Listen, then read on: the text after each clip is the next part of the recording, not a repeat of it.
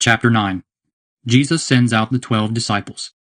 Jesus called the 12 disciples together and gave them power and authority to drive out all demons and to cure diseases. Then he sent them out to preach the kingdom of God and to heal the sick, after saying to them, "Take nothing with you for the trip.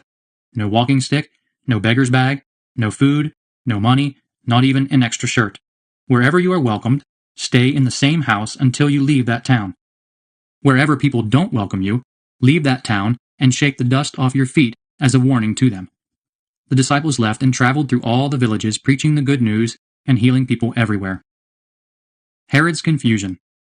When Herod, the ruler of Galilee, heard about all the things that were happening, he was very confused, because some people were saying that John the Baptist had come back to life.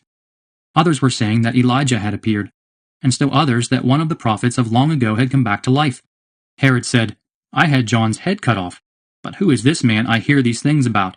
And he kept trying to see Jesus. Jesus feeds 5,000. The apostles came back and told Jesus everything they had done. He took them with him, and they went off by themselves to a town named Bethsaida. When the crowds heard about it, they followed him. He welcomed them, spoke to them about the kingdom of God, and healed those who needed it. When the sun was beginning to set, the 12 disciples came to him and said, "Send the people away so that they can go to the villages and farms around here and find food and lodging, because this is a lonely place." But Jesus said to them, "You yourselves give them something to eat." They answered, "All we have are 5 loaves and 2 fish. Do you want us to go and buy food for this whole crowd?" There were about 5,000 men there. Jesus said to his disciples, "Make the people sit down in groups of about 50 each." After the disciples had done so, Jesus took the 5 loaves and 2 fish, looked up to heaven, thanked God for them, broke them, and gave them to the disciples to distribute to the people. They all ate and had enough, and the disciples took up 12 baskets of what was left over. Peter's declaration about Jesus. One day when Jesus was praying alone, the disciples came to him. "Who do the crowds say I am?" he asked them. "Some say that you are John the Baptist," they answered. "Others say that you are Elijah, while others say that one of the prophets of long ago has come back to life." "What about you?" he asked them. "Who do you say I am?" Peter answered, "You are God's Messiah." Jesus speaks about his suffering and death. Then Jesus gave them strict orders not to tell this to anyone. He also told them, "The Son of Man must suffer much and be rejected by the elders, the chief priests, and the teachers of the law. He will be put to death, but 3 days later he will be raised to life." And he said to them all, "If you want to come with me, you must forget yourself, take up your cross every day, and follow me. For if you want to save your own life, you will lose it. But if you lose your life for my sake, you will save it. Will you gain anything if you win the whole world, but are yourself lost or defeated? Of course not. If you are ashamed of me and of my teaching, then the Son of Man will be ashamed of you when he comes in his glory, and in the glory of the Father and of the holy angels. I assure you that there are some here who will not die until they have seen the kingdom of God." The Transfiguration.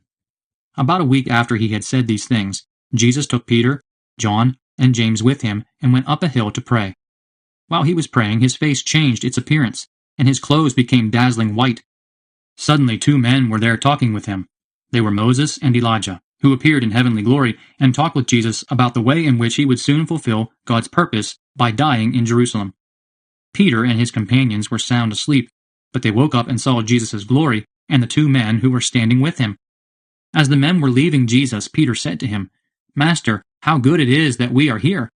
We will make 3 tents, one for you, one for Moses, and one for Elijah." He did not really know what he was saying. While he was still speaking, a cloud appeared and covered them with its shadow, and the disciples were afraid as the cloud came over them. A voice said from the cloud, "This is my Son, whom I have chosen. Listen to him." When the voice stopped, there was Jesus all alone. The disciples kept quiet about all this and told no one at that time anything they had seen. Jesus heals a boy with an evil spirit. The next day, Jesus and the 3 disciples went down from the hill, and a large crowd met Jesus. A man shouted from the crowd, "Teacher, I beg you, look at my son, my only son."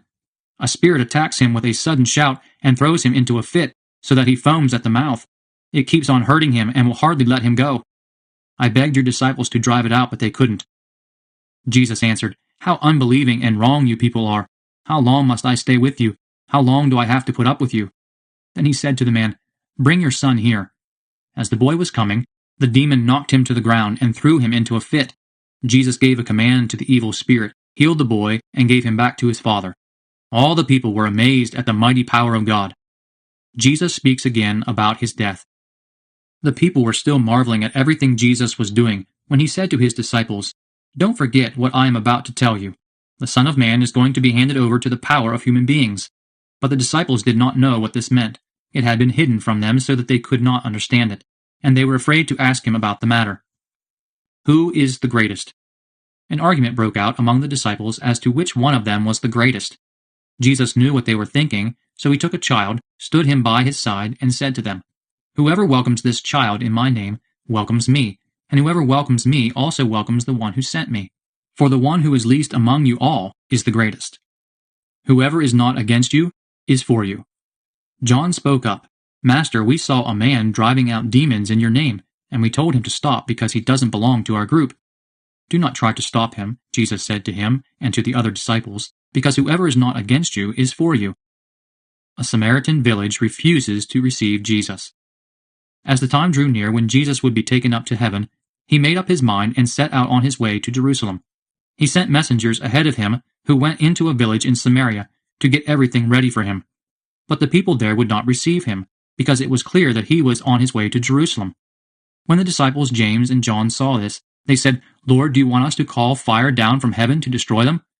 Jesus turned and rebuked them. Then Jesus and his disciples went on to another village. The would-be followers of Jesus. As they went on their way, a man said to Jesus, "I will follow you wherever you go."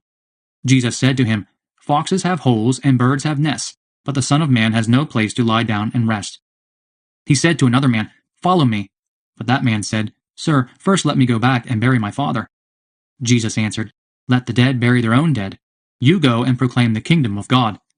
Someone else said, "I will follow you, sir, but first let me go and say goodbye to my family." Jesus said to him, "Anyone who starts to plow and then keeps looking back is of no use for the kingdom of God."